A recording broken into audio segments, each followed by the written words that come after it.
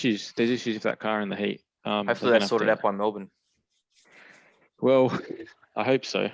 I invested in a bloody t-shirt this year, so I want to have a reason to wear it. No. Anyway. Let's start this then, boys. Let's go. So, good evening, guys, and welcome to another episode of the Racing Line podcast. I think this is what, boys? 26? 27, I think. 27, 26, whatever it is. Formula One is back, and tonight we're going to be reviewing the first race of the season out of Bahrain. The race took place in the early hours of this morning. What do we do? Do we just reckon we'll quickly run through the results? Well, if you haven't watched it, you probably should watch it, because as far as the spectacle, Formula One definitely won today. Back, baby. It's back. It looked awesome. There was some great racing, some great overtaking, something we've been starved of for quite some time. Ferrari, first and second. Red Bull really had two chances to make a podium position, and both Verstappen and Perez retired from the race late on. So Hamilton finished in third, George Russell finished in fourth, and then some really surprising results from 5th to 10th with Magnussen in the Haas, Bottas in the Alfa Romeo, Ocon in the Alpine, Tsunoda, AlphaTauri. Alonso came home in 9th, and Guan Yu Zhou came home in 10th. So, boys, where do you reckon we start tonight? It was quite an interesting race. The new formula threw a lot of spanners in the works, which was great to see. So, where do you suggest we start? Firstly, how are you? Mate, I've had the best week of my life. Oh, It was a pretty good week of racing, I'll tell you that much. I'm telling you, all together. It was a great week of racing. I know we don't talk about endurance racing much, but we had two races at Sebring. We had two races at Sebring, one of my favorite tracks. They were both quite interesting and came down to the sort of final hour. And then we had MotoGP this week, which was another great race. We had quite a few good races at Tasmania in our a few of the smaller Australian categories, which were really good. Phillip Island, my bad. And then to cap it all off, we had the first race of the season of this new F1 season. And to be honest, like, I did not expect that race to be as interesting as it was, to be honest. Like, I was really happy that, even though it is early doors, but I was happy that the first race of this new iteration of Formula One did more than just sort of be interesting, but it also gave, for now, sort of every fan of every team except maybe McLaren a bit of a taste of just some good vibes, some if you know what I mean. Optimism, right? Yeah, like, I think realistically every team can be optimistic except maybe some McLaren fans, but other than that, like, you had good results from Haas, from the AlphaTauris. I mean, the Ferrari fans will be peaking at the moment, like all that time that they devoted to that car last year instead of developing last year's car seems to have really paid off. And yeah, it was awesome to see another team fighting for the win so dominantly, other than Mercedes, to be honest. H, what were your takeaways, brother? cars looked awesome. I hate the track. I know that it was an interesting race, but I actually cannot stand this track. I wish that we'd started somewhere else, and I hate that the next race is at Jeddah. Mm-hmm. That frustrates me to no end. But look, the cars look really good. The Ferrari, I think you'll recall in our 2021 review episode, I called Charles Leclerc as the champion for 2022. I'm sticking with it. Dude, this is such early doors. No, well, look, mate, I think Ferrari look on it. Just remember when Ronaldo signed for Manchester United and people were talking about them being potential champions, mate. That was don't make that mistake. Oh, I was never making that call. But yeah, look, the cars look great. I think a lot of the teams seem to already have a handle on the porpoising, which is good to see. You know, the development rate must be huge at this point for them to get on top of it so quickly.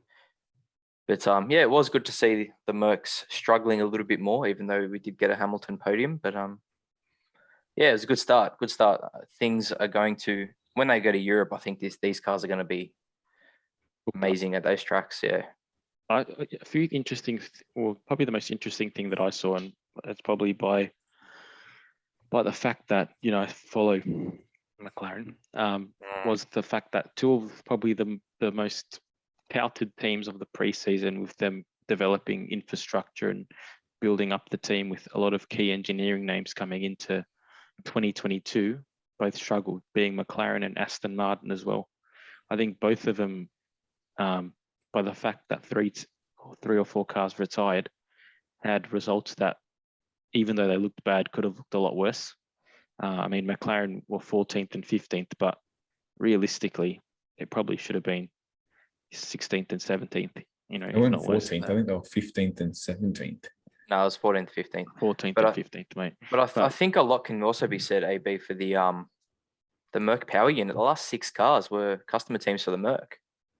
Yeah, I agree. And McLaren definitely themselves were saying that they've got performance issues with their engine, particularly with racing the Red Bull and the Ferrari. So if they're not even keeping up with, you know, their competitors, well, then it's going to be hard. It's kind of like what happened with Ferrari and their customers over the last couple of years as well. So they really didn't do well, and that's really underwhelming, considering particularly the Barcelona test and also just the general consensus of where both teams were at moving into this season.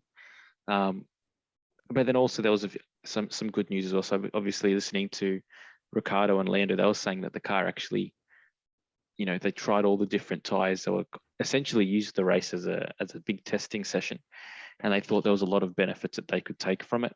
If it is a power unit problem that they're, you know, being plagued by, and it's obviously not just that, because we are aware of the braking issues that they're dealing with right now. So, but if it is a power unit problem as well, then there goes the second race at Jeddah too, particularly for those two teams. So Saying that though, out of all the constructors that are engine suppliers, Merc are the ones that are going to get on top of it the quickest.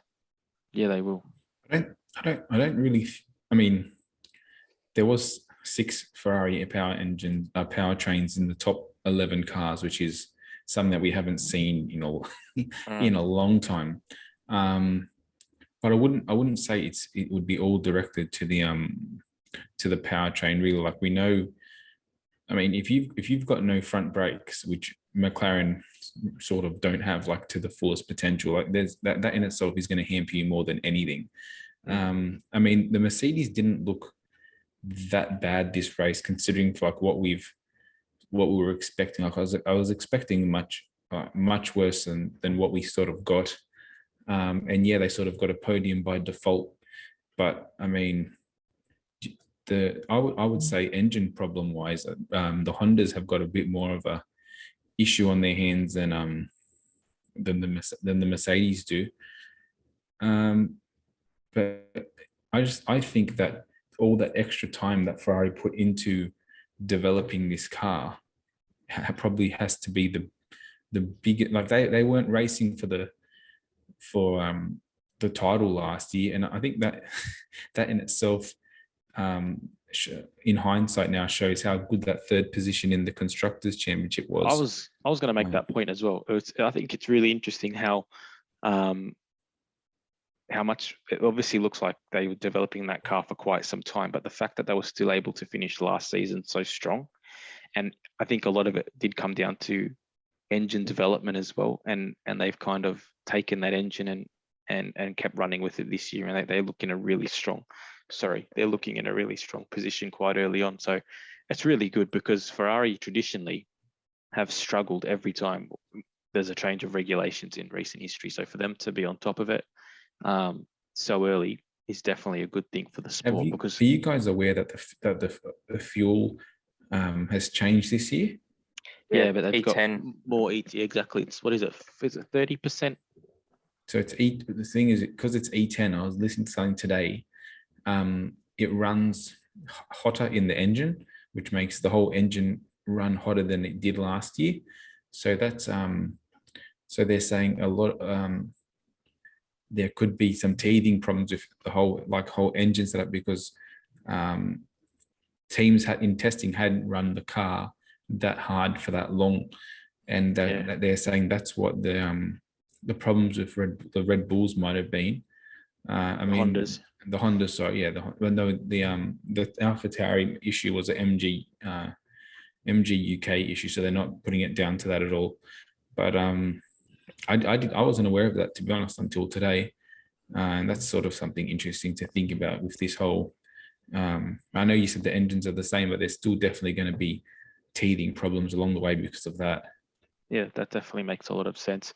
What about a few of the highlights from the race? Obviously, we've been talking about the Hey-Mac. usual suspects, but yeah, there were definitely What a some legend!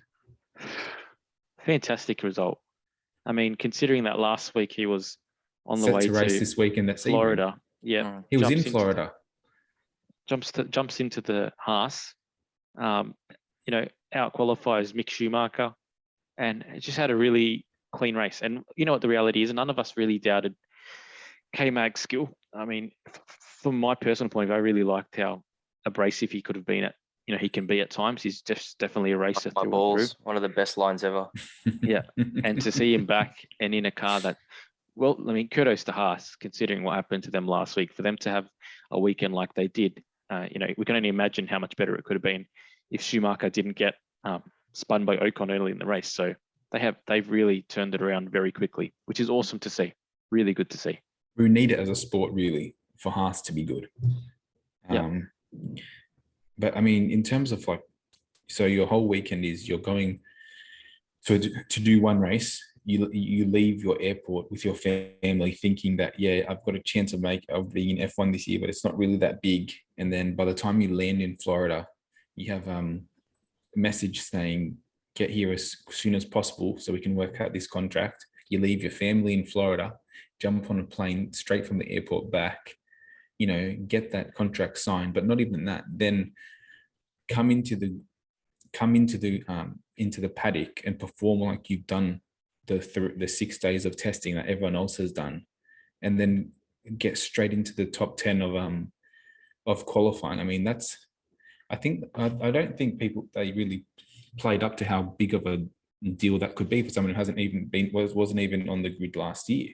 I think You know what I mean? the best comparison to look at is probably Nico Hülkenberg, who also raced this week. And now, obviously, Magnussen's a little bit more match fit in the sense that he's raced in racing last year, but he wouldn't be definitely needing to be at the same level that he was when he was in Formula One. But for him to jump in the car, be quick straight away, he even qualified really well, which was great to see. So for him to be able to do that just shows, the measure of the man. And this is the other thing, like you talk about these ordinary drivers in Formula One, you throw them in a car that's half decent, and I think all of them could really show what their true potential is. So the fact that there's a formula now, and I guess it's very early days, but the fact that there's a formula now that allows drivers to be close together to show a little bit more of their talent, hopefully is a great thing for the sport. What did you think about the actual optics of the race, like how the cars sort of looked and reacted on the track? Because Well, I had to watch the mini because I wasn't going to wake up at 2:00 for this one, to be honest with you.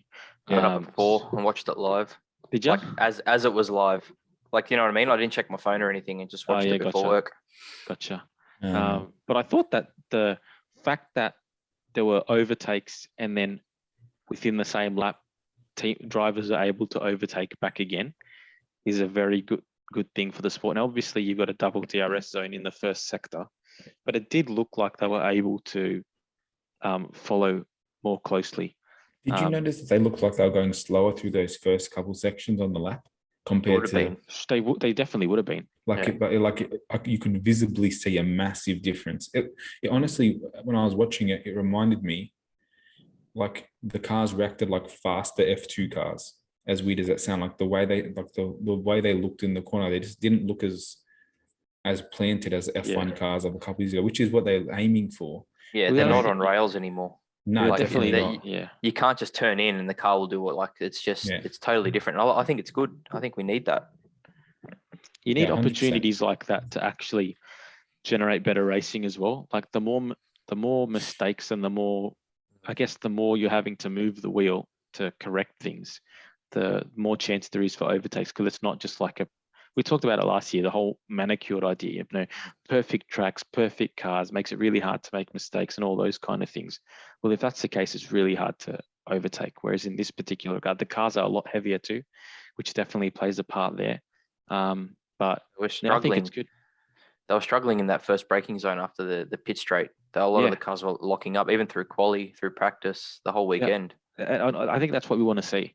Yep. I really think that's what we want to see. So that was, in that regard, it's been really good. Why don't we talk a little bit about Alpine? So, I mean, the things that actually we can talk about a few of those teams that were struggling last year. So we've got, obviously we spoke about Haas, how they were 5th. Schumacher finished 11th after being spun. So that was, still a pretty good job. But even teams like Alfa Romeo, who were nowhere for the majority of last year, they had a really bad testing this year. They had a really bad first test in Barcelona, and then we've got a double podium. You've got Bottas, who finished in 6th, who qualified really well as well, He qualified 5th as well, I must say. And even Guan Yu Zhou finished in 10th. So Alfa Romeo, debut. Yeah, really good. Really, obviously it's interesting. In Formula One, you see a lot of really good debuts with drivers just staying out of trouble, being very clean and kind of picking their battles a little bit more than they do once they get a bit more confidence. I mean, we saw the same thing with Tsunoda last year. He did have a very clean first race. Great for him to get a championship point. But Alfa Romeo, even the growth that they've shown has been really impressive, I thought. And it's great. It's great for the sport, particularly when you've got a manufacturer brand that's investing in Formula One. Well, I think one thing, there are so many brands investing in Formula One now. You got Honda, Aston Martin, Alpine, Renault. You've got Alfa Romeo. Then you have your normal Mercedes and stuff. You do need these teams to get bang for their buck and value. So by shrinking the amount of just shrinking the difference between the pace of the cars, you are able to give different teams just little wins that they can then market. So any chance of that happening, I'm definitely a fan of. But the other thing is, these teams have definitely, you need to be there to score points. And today we saw 3 cars who we probably would have thought to see in the top 5, and the 2 Red Bulls and AlphaTauri as the only cars to not finish a race, which is crazy in itself. And then there are teams there who put a good race together and capitalize. I mean, if you think about Bottas coming 6th, he might not even get a result like that at all through the year, but that's a decent amount of points. That's definitely gonna could be not life changing, but be a big proponent to where they finish at the end of the year. Even as the first race of the year, you can't sort of think, oh, we're here sort of testing like McLaren are, because now they're a couple points behind these other teams, and we don't know how McLaren's year's going to go. I think so it's massive. I think you made a good point in the sense that you've got these teams that are obviously still making huge investments, and recently that investment was just trying to obviously catch up to the midfield. The fact that there's a reset, the fact that hopefully the racing is closer, means that some of those smaller teams who realistically know they're not fighting for a championship get the chance to have relative levels of success. So not podium finishes, but maybe podium finishes, but definitely point scoring finishes and strong results that kind of provide some kind of evidence to the investment that what they're doing is worthwhile. So I think that's really important for the sport. And the great thing to see, even though we did get a little bit of a procession at the start of at the beginning of the field with, Ferraris, Red Bulls, and Mercedes, after that, there was definitely a mix of match. You saw Alfa Romeo, Alpine, AlphaTauri, Alpine, Alfa Romeo, Haas. So there was definitely a good mix and match of those midfield teams littered in that, from 5th to 10th. I think that I really hope happens this year, and we saw a sort of a little bit of it this week. Was how last year you have a lot of team lockout, so you have a team on first, team on second, team on third, due to just the car. We didn't see anything close to that in this race, and hopefully that goes through to the end of the year, because that definitely makes it a lot more interesting, but also shows that the cars are a lot closer together. Mm. You know, Like, yeah, I agree. Can I ask, how do you guys think, or what do you think about Max? thought he was fine. He was frustrating the hell out of me this morning, with his constant whinging and complaining over the radio.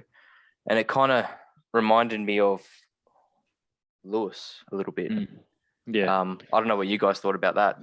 I don't know what it was, you but know what's really interesting, right? And I think it's just a byproduct of having a good car and then not having a good car. Is this like you kind of forget? I mean, Max for years was driving an underperforming car, and you know, I guess we probably didn't hear as much radio because it wasn't so outrageous, because he wasn't like the world champion and stuff like that.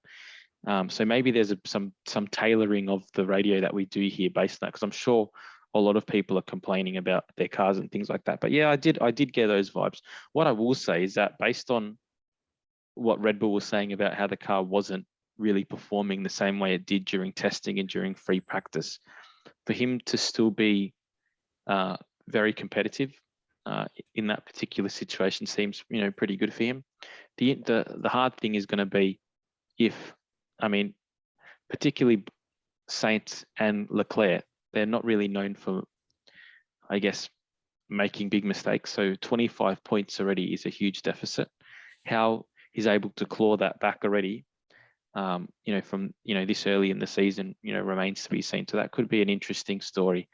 If that Red Bull is as good as they're saying, you could easily see him winning 5 races, which will claw back all those points. Yeah, but I don't think it's that good that he's just going to beat Ferraris based on today's showing. Yeah, well, today's showing was 1 race. Yeah. I mean, and he was beating 1 Ferrari. And I wouldn't put past Ferrari from having mistakes as well, to be honest. Oh, it's classic Ferrari, isn't it? I think on Harry's point, I think Formula One need to be like, I'd have no problem with racers complaining during a race, especially like, I thought what he was saying was relative, like even though he sounded like a bitch, like whingy, I thought like the point he was making about not being able to push on his outlap was a valid point. I think it's more down with the whole broadcast, and I think I said this last year about the same thing about when they release the whole sort of massy conversations. I think Formula One have to be like smarter with the radio comms that they release. I mean, I don't think we need to hear because they're delayed as it is. So we know that they're listening to them first. Why do we need to hear a driver complaining? Why don't we just hear like the stuff about pit stops, problems with the car, and let's limit it to like just little bits of like just of spice here and there. But like we have good enough commentators that kind of stuff doesn't add much to sort of the whole production value of the event. Well, that's sorry, Harry, keep going, bro. I was just going to say, like, it's the first race of a new era, brand new tires, new wheel size, new cars, all of that. Obviously, they don't have the data yet on how the tires are performing, so they're asking him not to push. I think everyone was saying it. It wasn't just Max. Don't push on your outlap because we don't know how long these tires are going to last. And then he's fucking whinging on the radio. I don't know. It was really frustrating. Maybe it's because it was maybe it was 4:30 in the morning, and I was like, shut up. But yeah, like it was driving me nuts. It literally sounded like Lewis. Do you think? I mean, obviously, there's so many good things happening in Formula One right now, and it's so good to be back, with the sport that we love.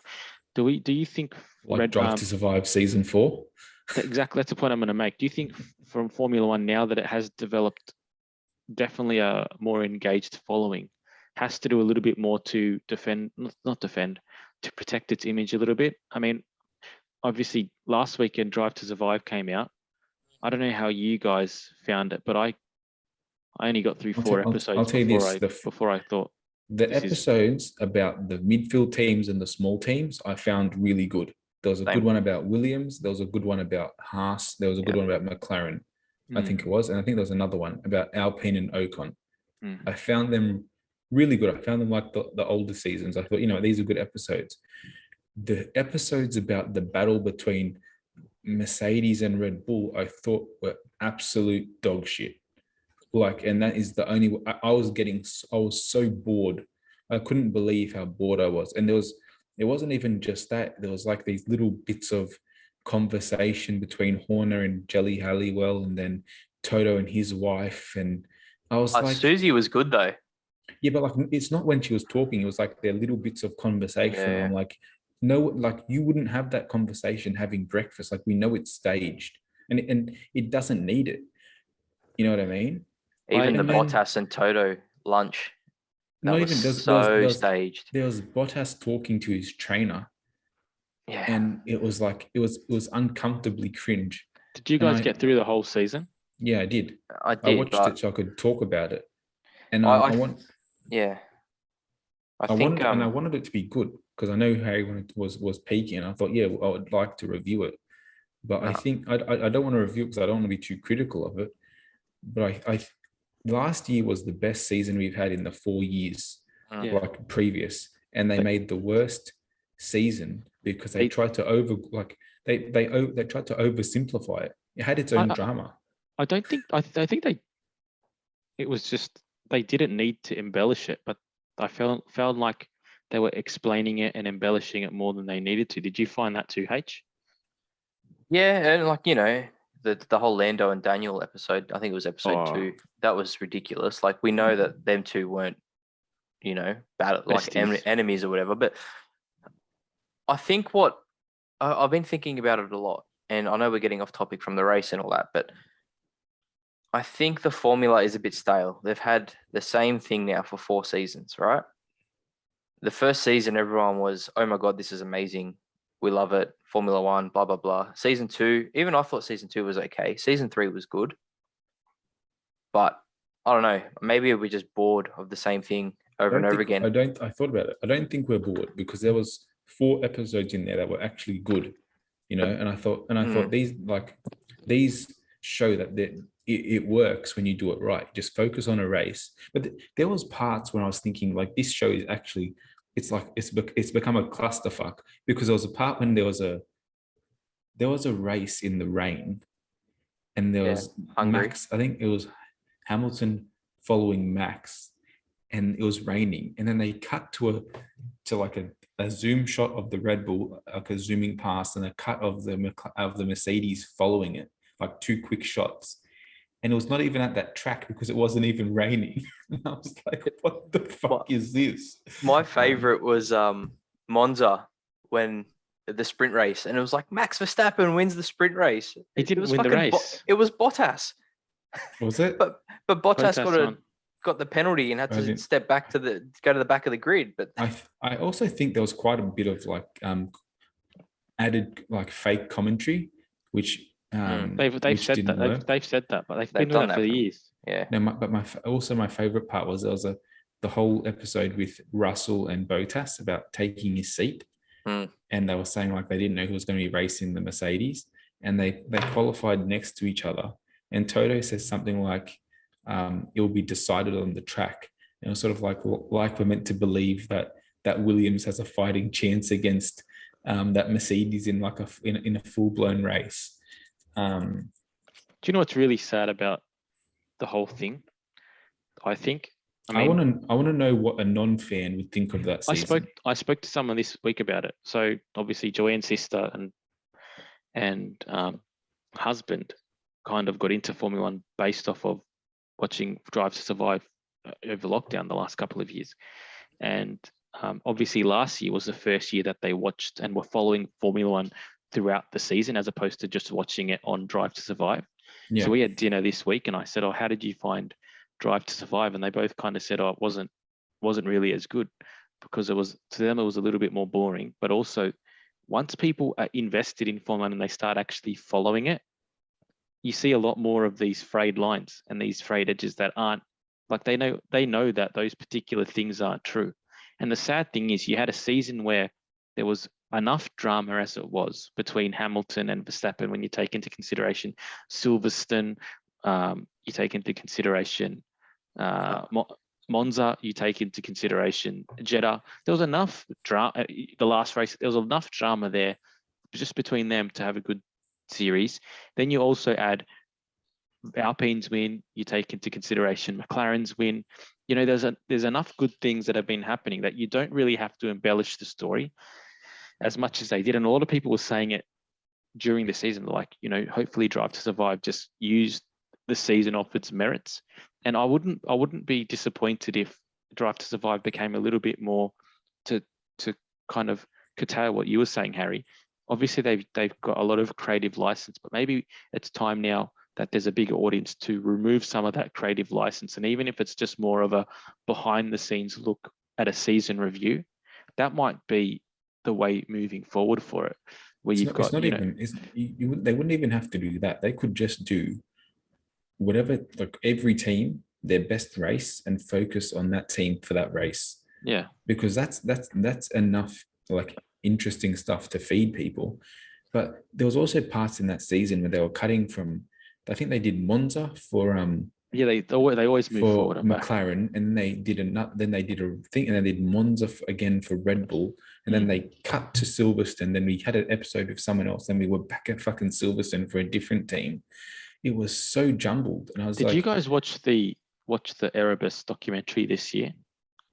No, not so yet. I started watching. I haven't watched all of it, I'm not going to lie, but what I think was good about it, and hopefully, you know, it's definitely something to consider moving forward, is that was a very much behind the scenes look at what was happening. So obviously you're getting a lot of footage about, you know, the ins and outs of the race team, but it wasn't kind of changing the story to make something different. And I think Formula One in particular has to be very careful now, because they've got a bigger audience who know what's happening. It's hard for people not to know what happened last year. It was such an engaging season. So when you see such blatant fiction being generated from the audio and video from the season, it's just, it doesn't work. Well, anyway, Stefano Domenicali came out. Sorry, go ahead. Sorry, Stefano Domenicali came out, I think the week before, and said, if it doesn't add any value moving forward, then we won't do it anymore. And there may be, he actually said there may be a need to change how they create the show and what they show. So obviously they're looking at it as well, because they're probably hearing the feedback too. Well, apparently Ferrari don't have much creative license over like the actual end product. So there's a studio who's doing the show, and apparently Ferrari sort of looking into getting more involved with it to have a bit more creative. I think they were not happy with it before it even launched. There was whispers on the street that they weren't happy with how the season was portrayed. I mean, that MotoGP show came out, which I don't know where it is in Australia. Yeah, I can't find it. It's not. They haven't released it here yet. The MotoGP Unlimited, but from what I'm hearing online, everyone's saying how it's really sort of upstaged this season of Drive to Survive, because of just how like it was another awesome season in MotoGP, sort of like Formula One, and the way they did this one was just sort of just showing what happened, and it was just a much more engaging sort of show for the fans. So that one I want to try and find a bootleg copy of it, because I want to watch it. But yeah, I think if like, especially for a season like last year, it just showed how just trying to make it more than it was has really hurt the end product. Especially if that's like a fan who could potentially get into it and they watch it, and I think this just is like keeping up with the Kardashians with wheels kind of thing. Yeah, but you know, I don't think it's an issue. If it's for someone who hasn't watched it, I think it will still engage them. The issue is you've got people that have built a relationship with the sport based on previous seasons, and you know, if it's gonna, now that they're interested and they're following it, if it's not going to add value to what they think about the sport, then not gonna watch it. Yeah. At the end of the day, Formula One, we know the whole point of all this is to move into the American market, and both races in the US are sold out already. So they're going to look at it from a monetary perspective and say, this is working at the end of the day. And Haas is doing better, a lot better. So, you know, we could be in for another similar season. So anyway, well, what about we digress. We digressed a little bit. Let's kind of bring it back to finish up then. So obviously we don't have to wait long. We've got Saudi Arabia next week. What are you the biggest things that you guys are looking for from the race? What are your biggest stories and your biggest considerations moving into this week's race? I just want to see if a pecking order sort of emerges. Like one thing I'm interested to speak about when we do the next MotoGP pod is just about how all the bikes that sort of performed badly last week performed well this week and vice versa. So I want to see if that happens next week in this F1 race. I mean, the thing is, there's not much turnaround, and we're not going to get many updates on cars probably until we hit Europe, which is fair enough. But I just want to see if a pecking order emerges, or if we see another like sort of scramble. Which I is think it's going to be pretty status quo sport. this week. That's my personal view. Yeah, but if the cars are as close as we're thinking, we might see a bit, not much, but it doesn't need much. It just like maybe see the Alpines ahead of the Haas's or something, like just stuff like that, just to see if there isn't enough variation in the cars for changes like that. Do you know what's going to... Oh, sorry, H, I'll go after you. I was to say, I think it's going to be Ferrari dominated with that power unit at this track. Do you think that maybe with someone as good as Pierre Gasly, there might be a chance that he's troubling Mercedes?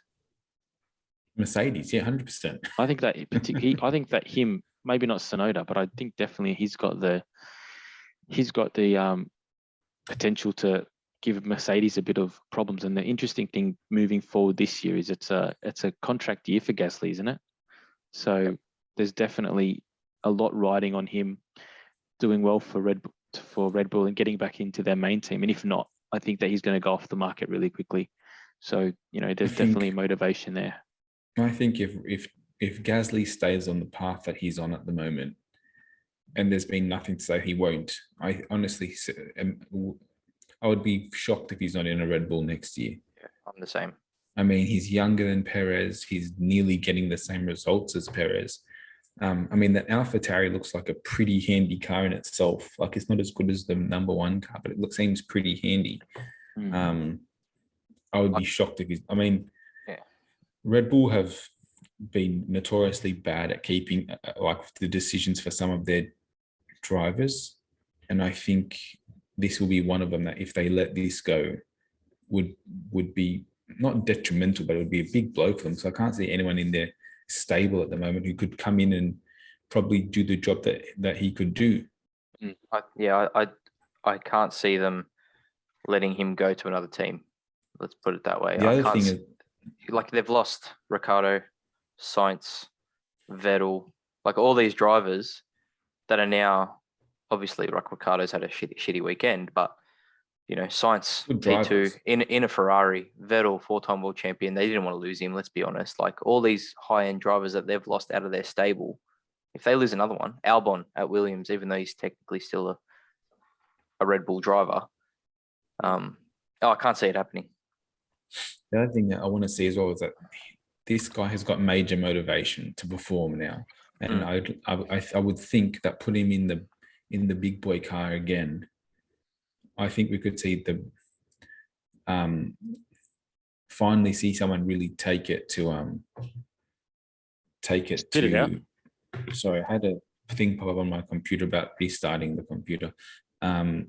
Finally see someone really take it to Max that we haven't seen for a long time. Well, we haven't seen anyone really take it to Max, really. Yeah. The other thing that I mean, obviously you've spoken pretty glowingly about most teams on the grid so far, today. I think there's a definitely question mark surrounding McLaren and Aston Martin, as we spoke about before. It'll be interesting to see if and how they bounce back from this week. And then if they do bounce back, where do they fit within that pecking order? I don't expect it to be too high up at right now, because again, it's not going to be quick fixes this weekend, but just some more level of competitiveness to try to find some competitive window for that car. All right, let's talk about the power rankings. So we've got our first power rankings of the season. Kate, you're going to throw them up on the socials tonight or tomorrow? Yeah. Tomorrow, so let's throw out, let me just read out what they are. We've got Leclerc, Sainz, Magnussen, Hamilton, Bottas, Verstappen, Russell, Zhu, Perez, and Ocon. I don't think it's too bad, to be honest with you, man. I would raise Perez, to be honest. I would raise He didn't. Verstappen based off of his race today. I'd probably put Verstappen second, and then pretty Why much have you punished? Okay, sorry. I'd probably put Verstappen second because he raced well until he had the issue. I might raise Perez to above Bottas, but apart from that, I don't have any real issues with it. You can definitely make the argument. I just don't think you can blame the two Red Bull guys for the car screwing up. Yeah, look, Anyway. I could probably move Verstappen. Well, that's fair enough, but Bottas Yeah, he did clearly outperformed that car. Perez Yeah. should have been in P4. Like he was Yeah. where he should have been. Yeah, that's a And- good point Zhou, I think, had an awesome debut for his first race. Yeah, for his first race, and Magnussen, like I could probably put in P2 to be honest. Like he just I would put what a Magnussen weekend. in P1. I honestly would, but P2 would be fine. I mean, the only one I would say is maybe, actually, from what you said about where they should finish, 100%. But we can live with that. That's for sure. I'll give that to you on second thoughts. it's definitely not a bad place to start. So you guys were able to see that from Tuesday. Jump onto Instagram, jump onto Facebook, have a look at the power rankings. Let us know what you think, and then obviously those rankings will be changing very soon because we've got a race next weekend at a slightly different Saudi Arabian track. I agree with what you're saying, H, about starting the season at these odd tracks at these odd times of the night. It's a little bit of a like undercard when it shouldn't be. Like But- realistically, this track last year was shit until the whole Hamilton Verstappen thing happened. I don't think it's going to get any better. No. So we're just going to have to do. Well, I don't mind this. I don't mind the Bahrain track, but this one coming up. Let's be honest. This is a bloody Aramco golf money track. That's why it's there. That's the reality of it. But that's a lot. That's a lot of tracks. Why is Monaco there? Monaco's a dog shit track.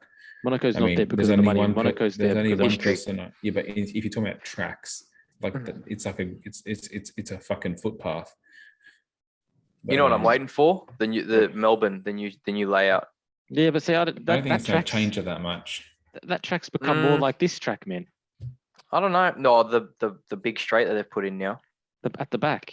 Yeah, they got rid of the chicane and it's all. No, I'm not a fan of that. I don't know. When I saw that, at first I thought it was cool, but now I think about it, I don't understand what it's adding at all. This is the issue that we brought it up last year. I'm not going to go on another rant about it, but removing braking zones from tracks doesn't make racing better. I think Melbourne's still got enough though. But the reason they're saying is because they've added a DRS zone, haven't they? Yeah, that's right. But I mean, But it that defies defeats the purpose of what these new making cars are. tight. Yeah, but it doesn't matter. We'll talk about Melbourne when we get to Melbourne, but let's just deal with Saudi Arabia first. In general, like I love. Now you've sent me on a fucking rant. Don't rant. Don't start because in general, there always has lose your train of there's thought. not been a well-designed new track in a long time. Time. I don't know. Because they're all Tilka tracks. I don't know whether people who designed Spa and Silverstone and They're dead, Joe. Hungaroring, but find someone who could do something. They're dead. Also, no one Literally. else could design a good track like that. You know what you do? Take the best corners from Spa, Imola, Monza, like all the best tracks in the world, and just put it on one. That's what it's simple. Do you know? I think the issue is, and like again, let's not start talking about tracks. Racing in cities. But no, it doesn't have to be cities. But what it needs to be is a lot of these tracks that you look at now, particularly the Tilke tracks, they're all trying to be different from each other, and they've got these really different aesthetics and characteristics of them, just so that they are different. But the reality is, They're the same. what you need is not what they're giving you. You need corners that are going to make the car slow down and make mistakes. And a lot of the time, you're getting these really interesting shapes. And gravel. And you need these really interesting. You're going to get these really interesting shapes. But if the car's not dropping out of fourth gear, well, then that's not enough for another car to overtake without the DRS. We're running And on what, a, and Grass what you and gravel is good because Paul Ricard gives me an epileptic fit whenever I watch that stupid race. but it's not even that. There's no what's the word? There's no repercussions for going wide. there's no consequence. I yeah. mean, you're just driving on a painted airfield, and you're just staying within the lines. But if you go wide, just like if you go too fast, like, oh, I'll get it better next time. Like there's no lose 5 seconds while you're stuck in the gravel or stuff like that. I May mean, as well at race least- at the Top Gear track. even that's got more consequences in some of these tracks. I What is a reckon. race in a bloody Bunnings car park? Anyway. Why Uh, don't we leave it? Why don't we leave it there for tonight, boys, before we digress good. any further? So we got. Thanks, guys, for listening. We've got another race coming up next weekend, which is not too far away, which is great for us. So be ready for another podcast next Monday night or Tuesday morning. More realistically, boys, thanks again for your time. Again, if you've been listening, please keep interacting with our socials, liking, subscribing, sharing, spreading the word. We really appreciate it. Thanks, men. Have a great night. Thanks, mate. Thanks, guys. See you, boys. See you, boys.